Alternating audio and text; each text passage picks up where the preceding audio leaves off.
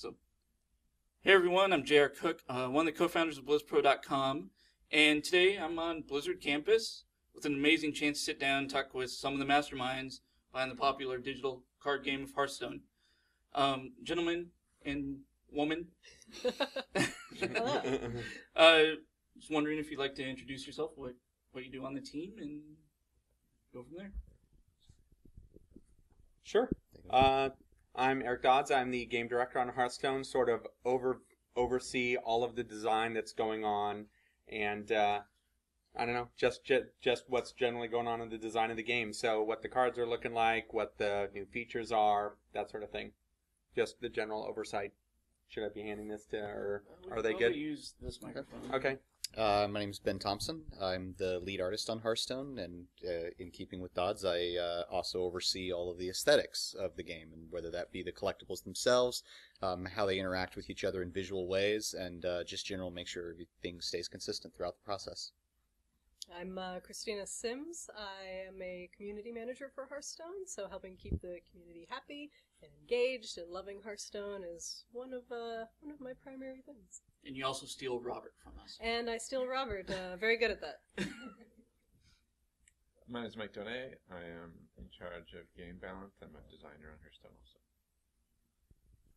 All right, so I kind of want to start off this interview just kind of talking about the history of Hearthstone development.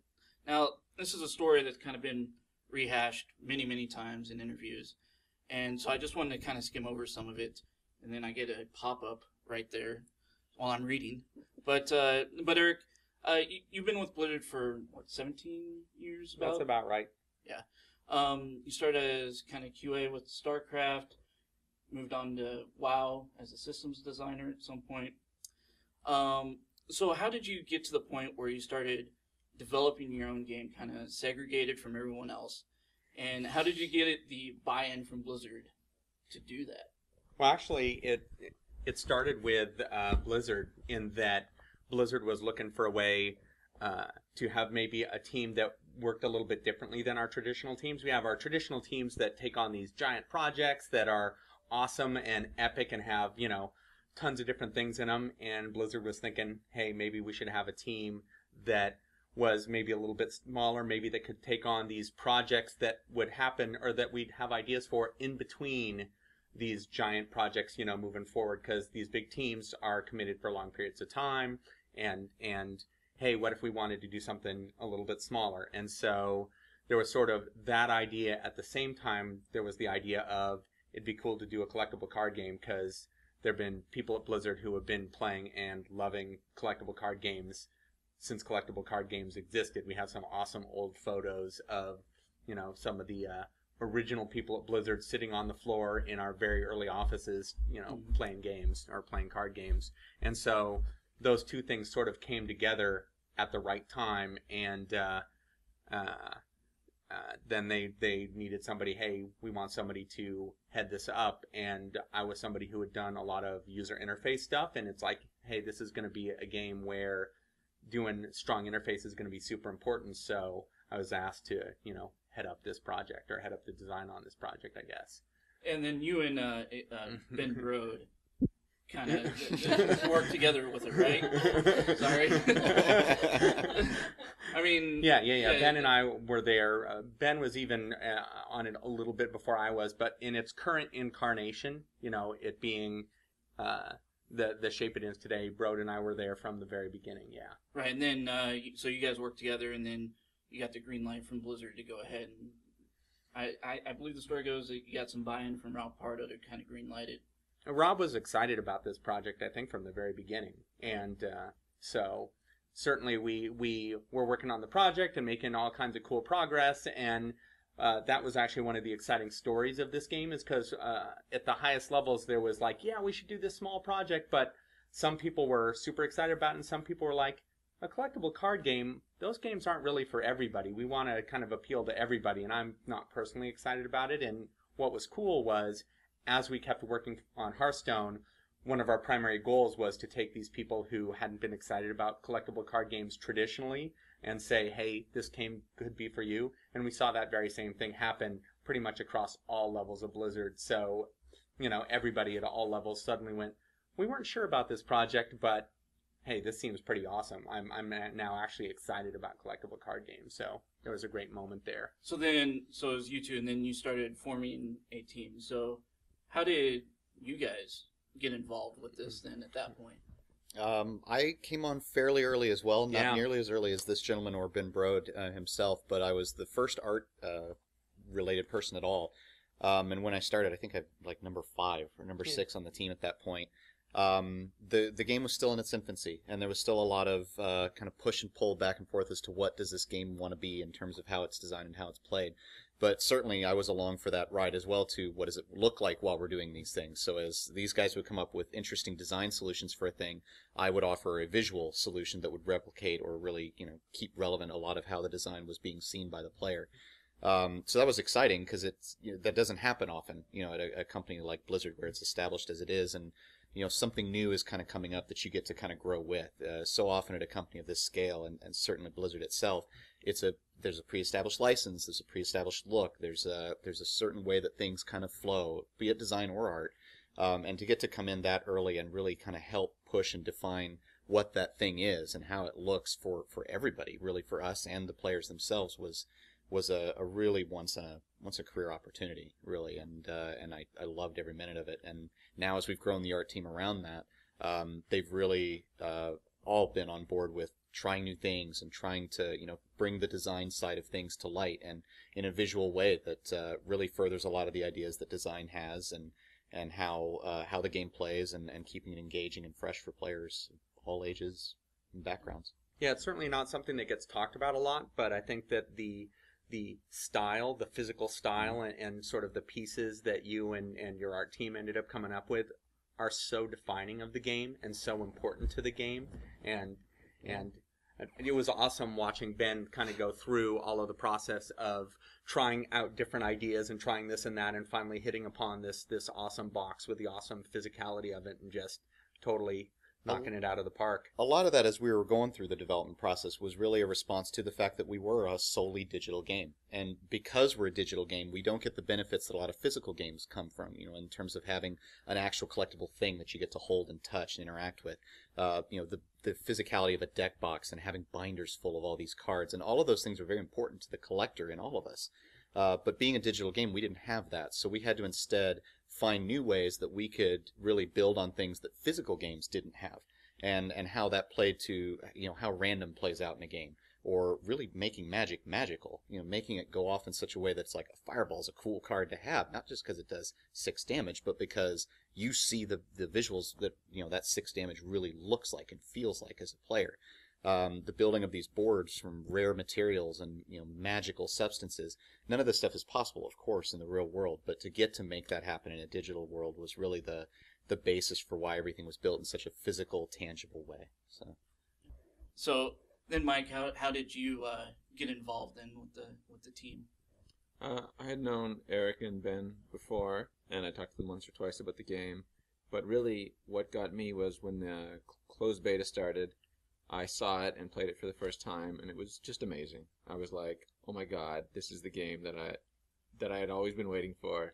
I played a lot of other card games before. I worked on Magic for 10 years at Wizards of the Coast.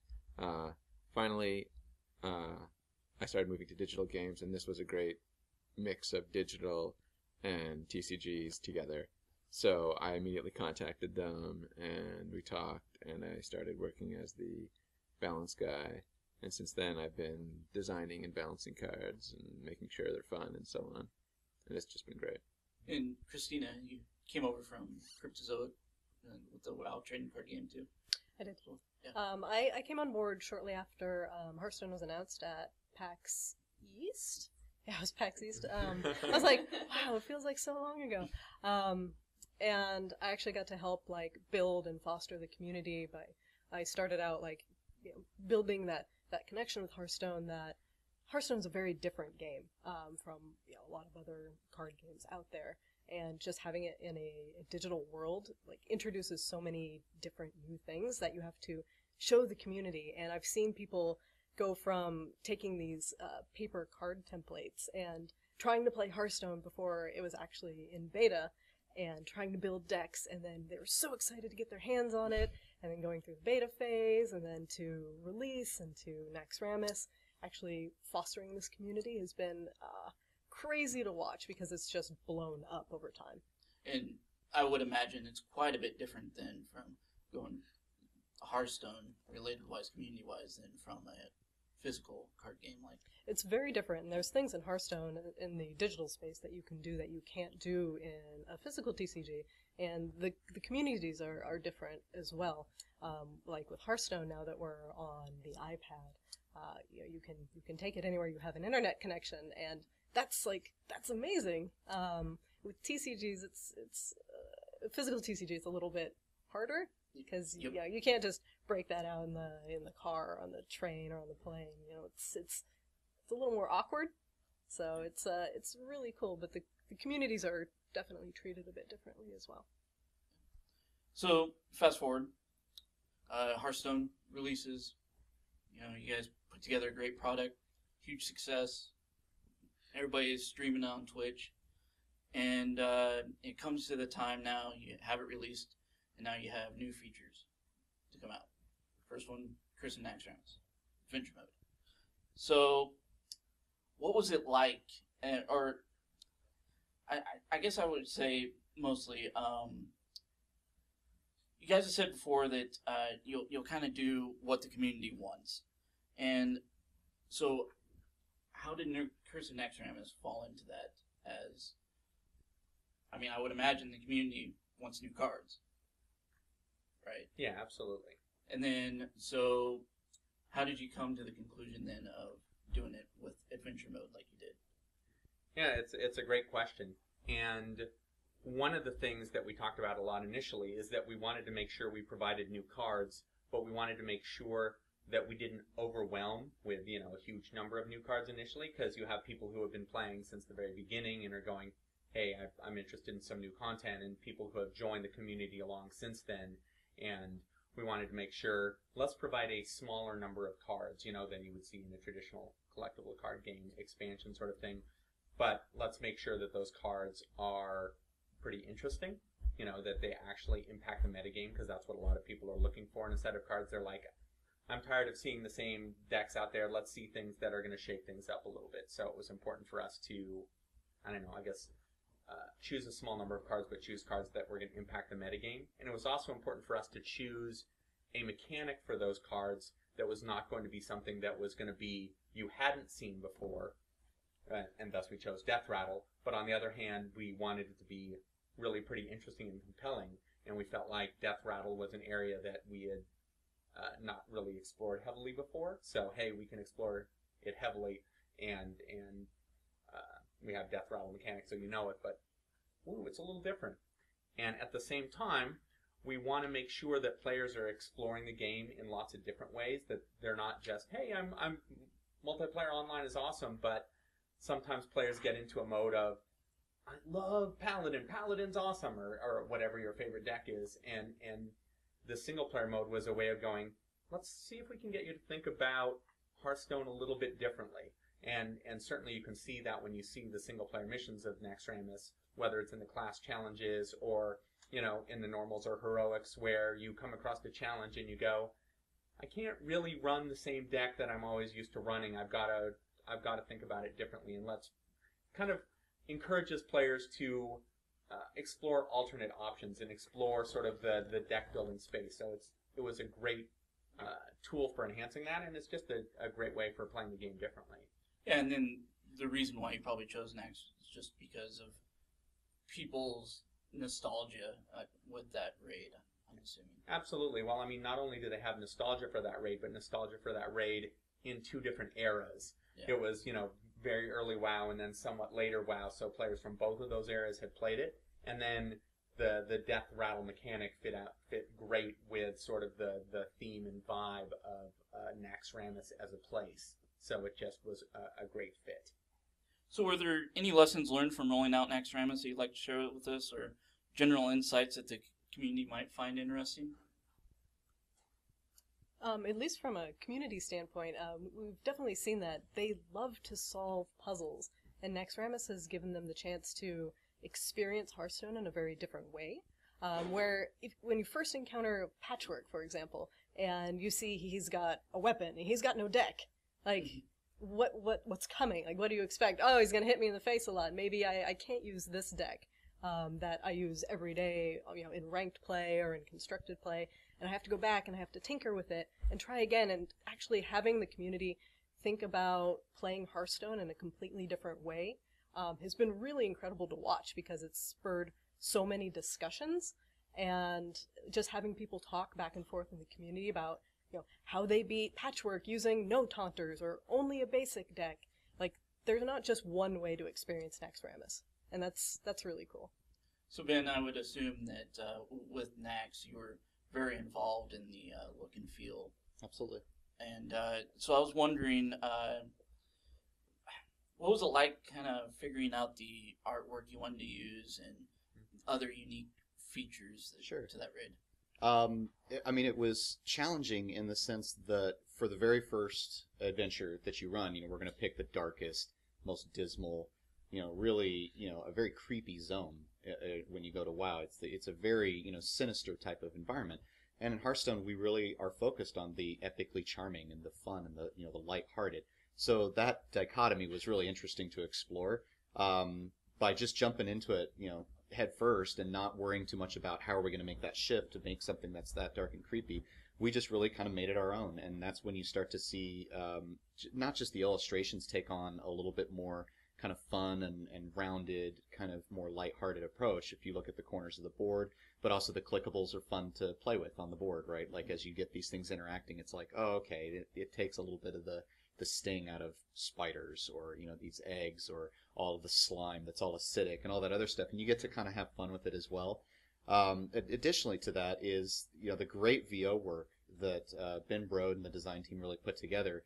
Kind of gave you a new spin on Kel'Thuzad too, right? This like mastermind of terror and evil was really presented in such a way that it's like, I like this Kel'Thuzad. This is a fun guy that is.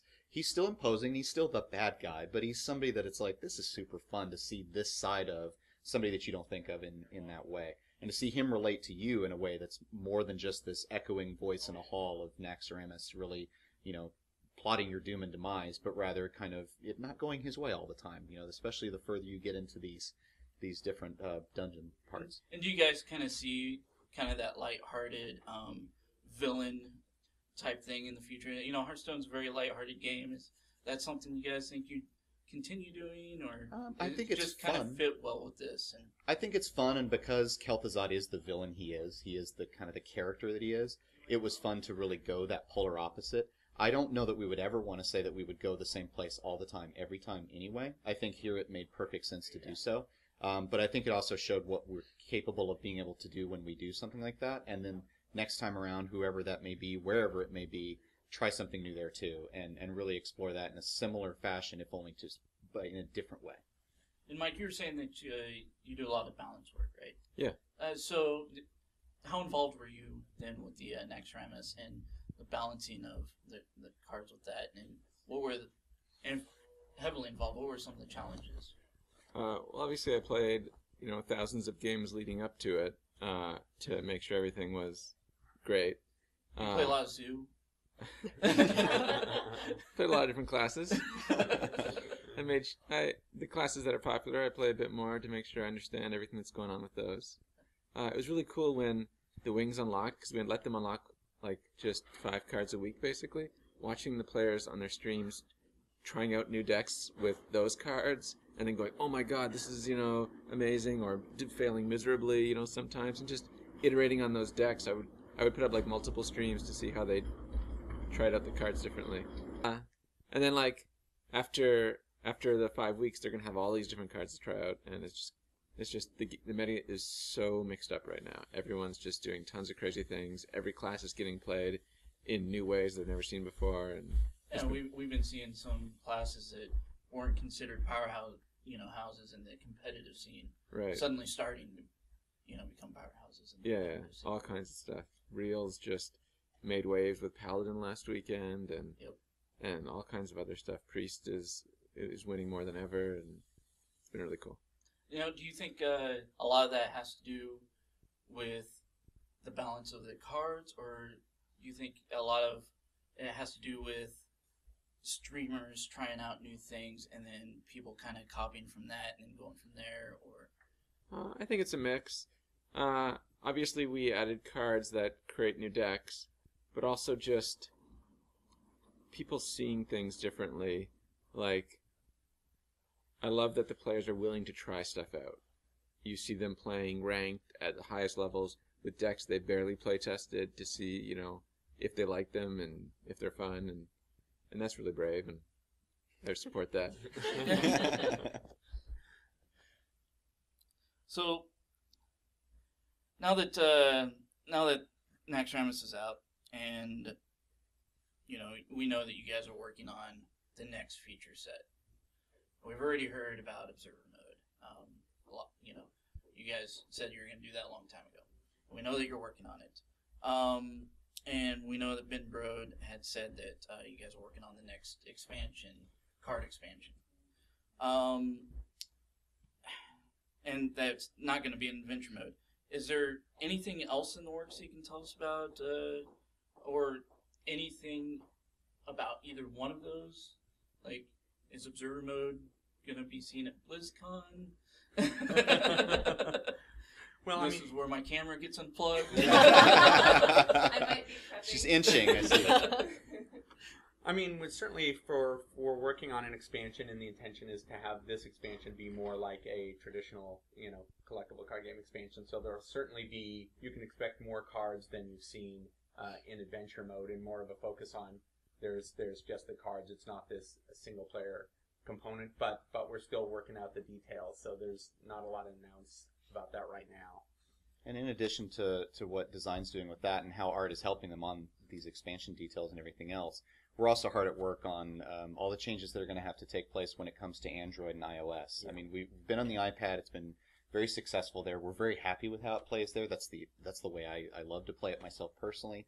But you know, when you get to a phone space, iOS, and certainly when you get to Android, it's a different set of challenges. And with that comes a lot of work on our part to figure out how do we keep that Hearthstone experience that's so tight and so well reproduced from the PC to the iPad on going to the iOS and to the Android ultimately. Yeah. I know that I see every time you guys release something about, playing on the iPad, and you know, you see 50 million comments, Android, but what? Where's Android? It's coming. Yeah, it's coming, Yeah. but I would imagine the hardest challenge of that is with iOS device, you know what you're in for. It's the form factor. Yeah. You know, it's always going to present more challenges when you get to Android. Like, what devices do you support with Android? I'm sure you guys have had a lot of discussions with that and the challenges. There have been, and it's probably going to keep going for a little while yet, and as we have to really determine what, again, I mean, it comes back to the players, right? Like, what do the players need most in that space, and where's it going to be the broadest benefit to the broadest number of people? And those discussions do tend to center around, you know, we can't support every device. We would love to. We want to support the devices that make the most sense for everybody. But that's the reason why Android is taking so long to come out. For sure. There's a lot of different things, and a lot of people I don't think really understand that or appreciate that. You know, it takes time. Like anything at Blizzard, it's when we release it, we want it to be right. We want it to feel as much as close to, if not exactly, the same experience you had elsewhere within the same game. If it feels different at all or in any way less, then it's not something we're going to be happy with. We really want to push for that right experience. I'm sure that's even more challenging on the UI side with working with multiple Well, devices. it's almost all UI, right? I mean, when the space is so specifically conceived in a certain way for monitor spaces on a PC and a Mac, and then the iPad is different, but not by much, right? It's pretty much the same form. As soon as you lengthen that screen out, or as soon as you shrink it down, readability becomes an issue.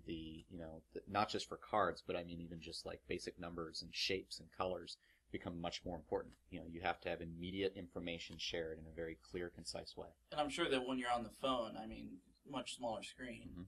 I mean, you've got to take text size into account. Absolutely. If you can read Absolutely. stuff like that. So I'm very curious on when you guys get to the finished result and how that's going to be, because it feels like to me that's going to be a different. It's going to play out a little bit differently than what you're used to on the PC. And hopefully everybody will be surprised by how similar they are, and rather not how different they ended up being. That's pretty cool. That's really cool to hear. So, I'm gonna skip that question. So, fireside gatherings, they've kind of become a thing. And, I've run a few of them myself. I had a pretty successful one at Google Fiber Event Space in Kansas City. Awesome. Great. Yeah, fast That's internet speed for Hearthstone. Wasn't really needed, but, it was fun. I was kind of wondering on what are your thoughts on the fireside gatherings? People coming together to play Hearthstone, which was made as, an internet game. I was kind of wondering,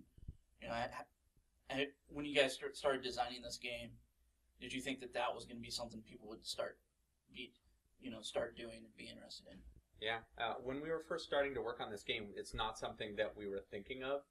It was one of those things that when we got it on the iPad and realized, wait, this is a game that you can play pretty differently than a lot of other games on the iPad, and we love the idea of people coming together physically to play this game, it's a funny idea because we make this digital game that we're then excited about people playing physically, but it's kind of awesome too because there's so much strategy in it that getting a bunch of people to come together physically in a place to play this game, you actually have a reason to do that and a reason to talk to your opponent about the strategies they're trying and the decks they're trying and, get help from them and help them with other ideas that they're working on. So it's very cool because it's a very different thing that has come before. It's something kind of new, and we're just so excited about getting people to come together physically to play the game and just to get to meet up and be social about the game, that it's actually pretty important to us. It's something that we're definitely going to be working on and trying to improve and seeing, what things we can do for them in the future. And Christina, how's the community response been with fireside gatherings? Really, really awesome. Like from your event, and just seeing everybody come together, and celebrating Hearthstone in their own unique ways. Some people have made crazy cupcakes or cakes and just goodies to share their love for Hearthstone in a person-to-person environment is actually really, really cool to see. And people will be bringing their laptops, their iPads, and soon their iPhones and Android devices to wherever they want to go and play. Whether you're at a coffee shop or at a little get-together. And the Fireside Friends card back is like one little perk of joining a fireside gathering. But when you're at a fireside gathering, you get to meet people that also play Hearthstone, and then you can play them later, and then you can always get together and bring more people into this environment where you're all playing Hearthstone, you're all having this shared experience, and then you want to go out and tell your friends about how much fun you had at one of these events. And I mean, you guys had a great time. No, we had a blast, and everybody's always asking me, when's the next one going to be? When's the next one going to be? They want to have them every other week. I'm just like, guys, I don't have the time for that.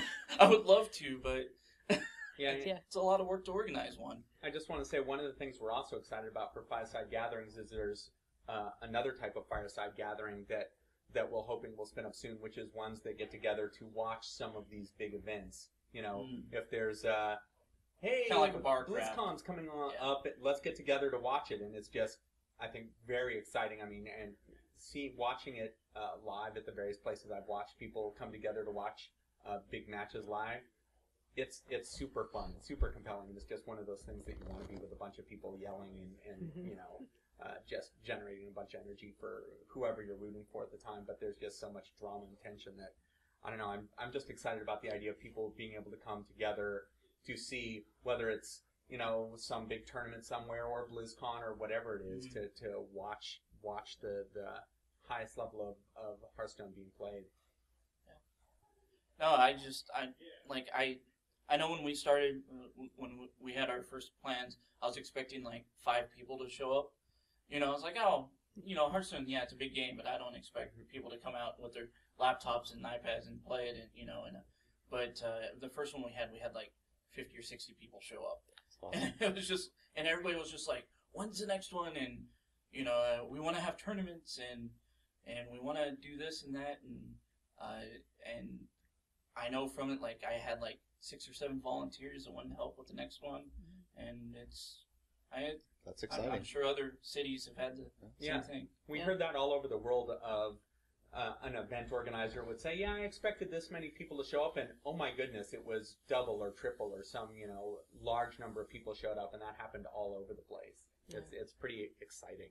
We're continuously looking at ways to improve the Fireside Gathering program overall. So if either you're running one or you've been at one and you've got something that you want to share, like, hey, this is one way that I feel that could make this better, or this is the experience I had, like, please let us know. We're always looking at ways about how to make the Fireside Gathering program like something that everybody can participate in.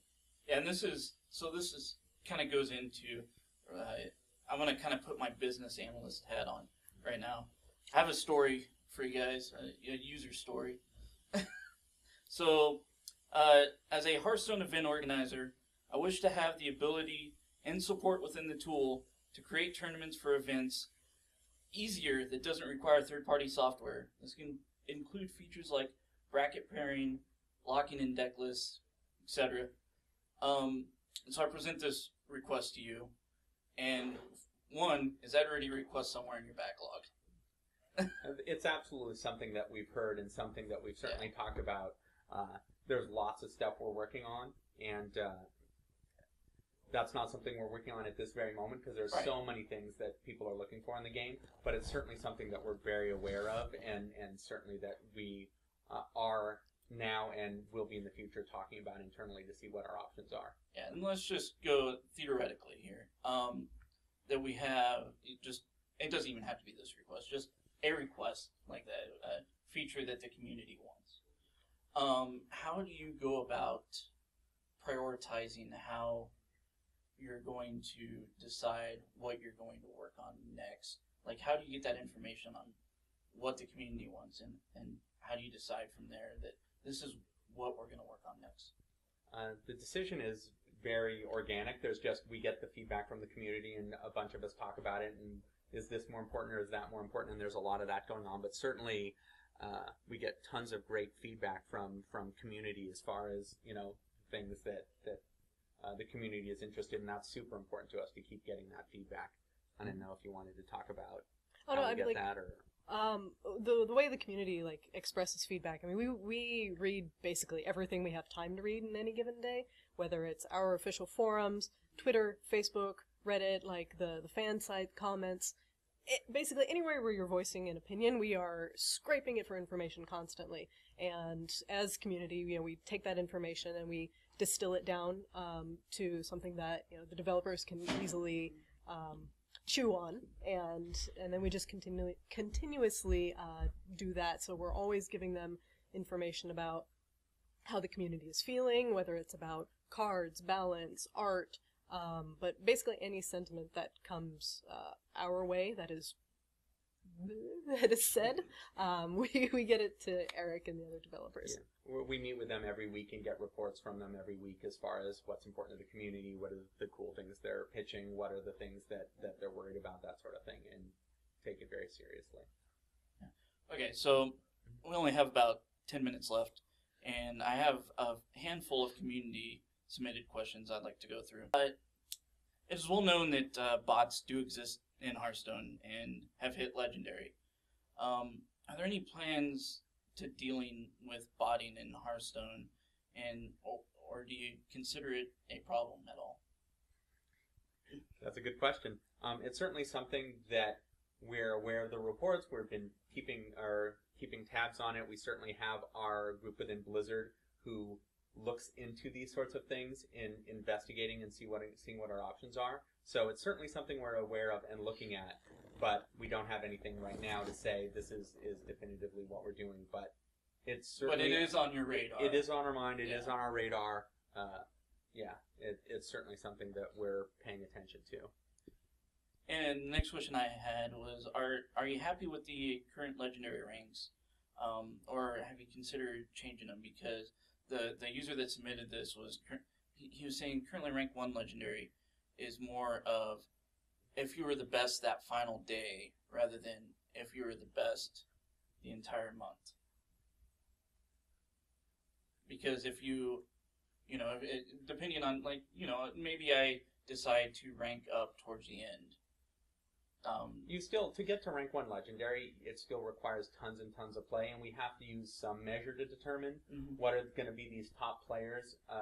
And so I'm sure there's going to be tons of feedback. Oh, I'd like you to use this method or that method. And there's a lot of possible, I think, viable methods, but I feel like that choosing a specific time and day creates a lot of excitement, and it's certainly the players who are those top players are, I think, exceptionally good. And, I mean, you could argue whether they're the very best players, but I certainly feel like they're close, if not the very best players. I don't know, Mike, if you wanted to...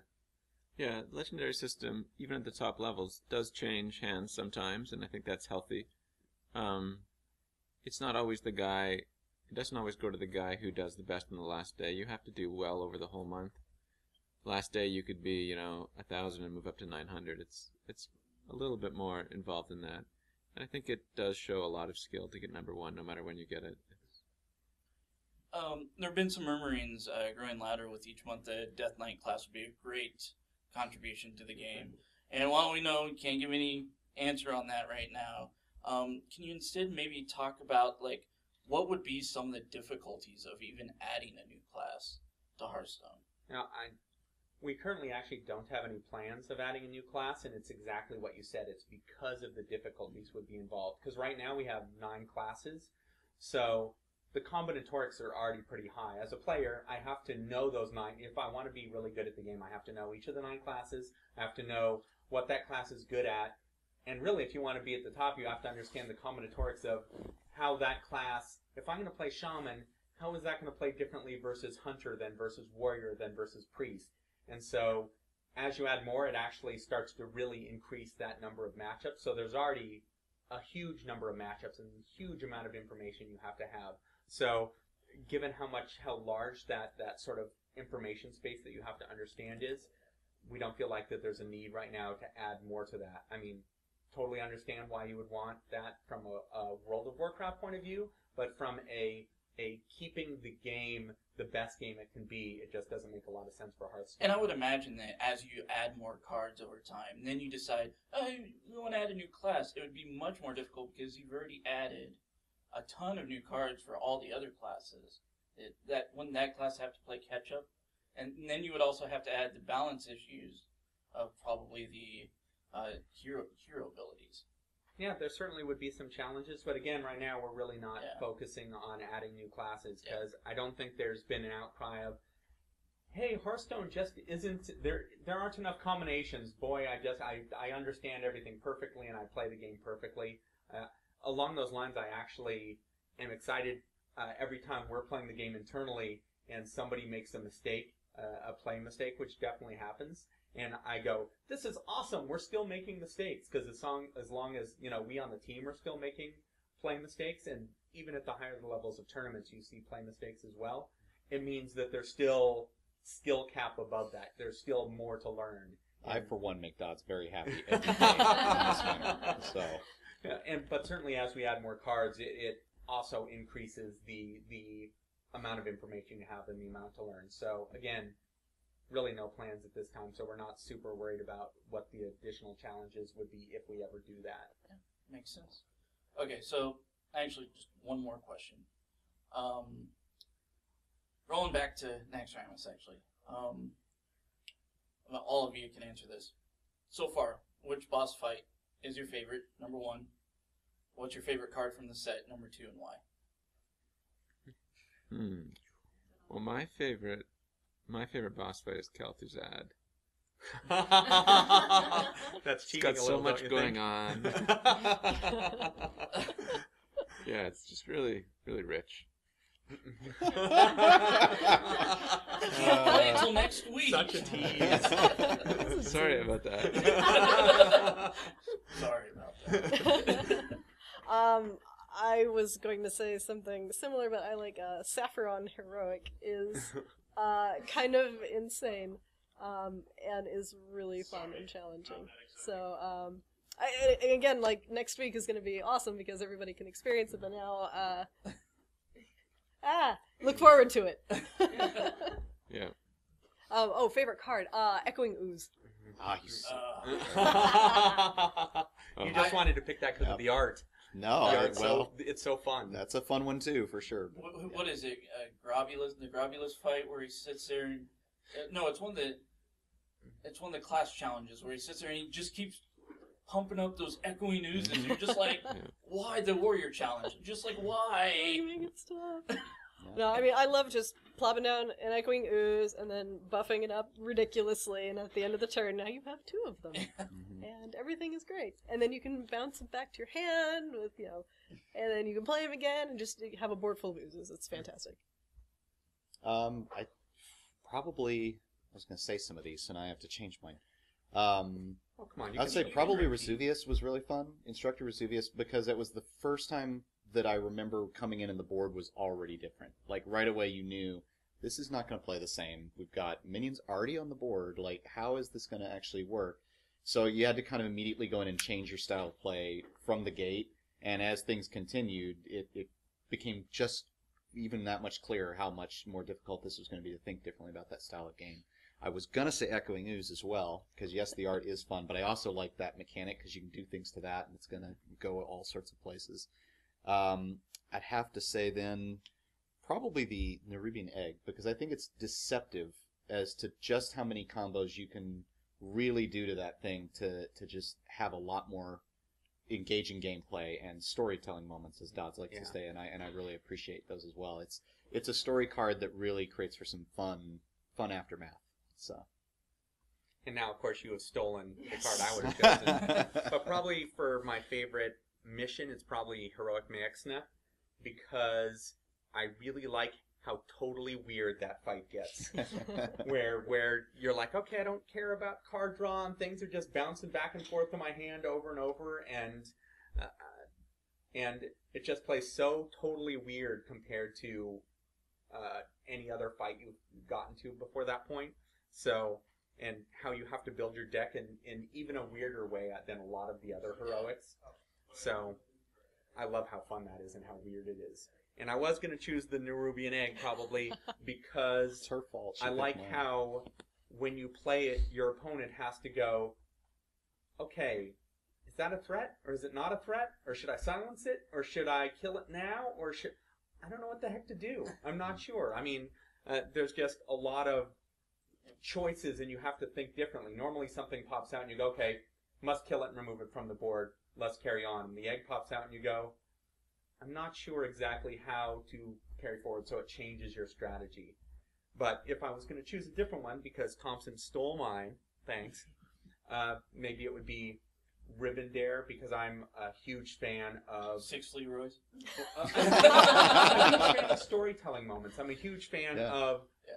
I can't believe that super weird thing just happened, and with Rivendare, there's a ton of opportunities for you to go, really? Yeah, 6 Leroy's or whatever it is. There's so many different possibilities of the odd things that can happen with Rivendare, so I'm a big fan of that because of those storytelling moments. I actually have one more very quick question.